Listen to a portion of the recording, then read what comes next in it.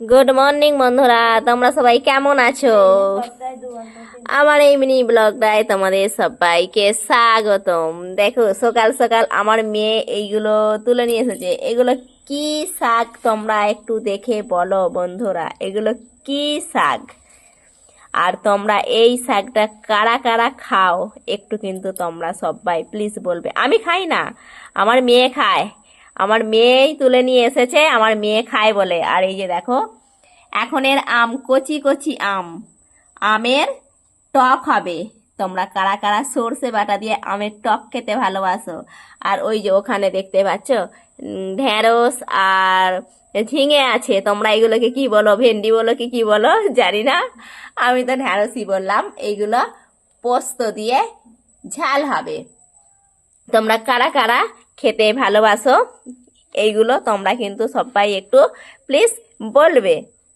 এইগুলো কি বলো তো? এইগুলো হলো আলু। আমি মাঠ থেকে আলু কুড়িয়ে নিয়ে এসে বাড়িতে এসে আমি আলুগুলো কেটে, আর এই যে দেখো একটু ভাপিয়ে নিয়ে ধুয়ে আমি ছাদে মিলতে এসেছি, আলুর চিপস করছি।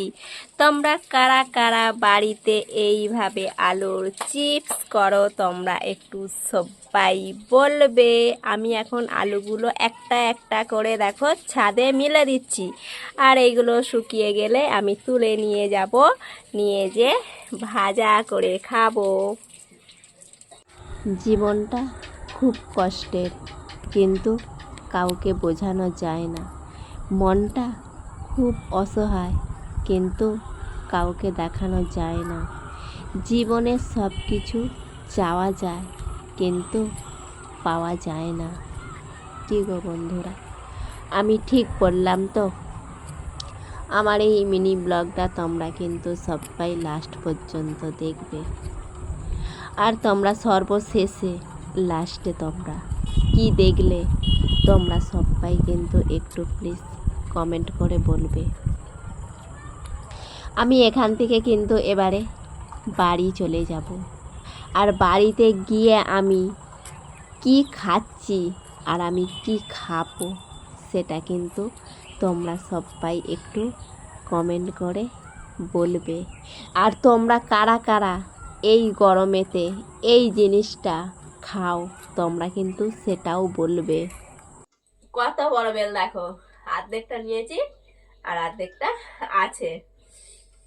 গরম পড়ে গেছে, গরমেতে বেল খেতে খুব ভালো লাগে। আর তোমরাও কিন্তু বেল খাবে, কারণ বেল গরমেতে শরীরের পক্ষে খুব উপকার। তাই আমি ওখান থেকে এসে দেখো বেল খেতে বসে পড়লাম।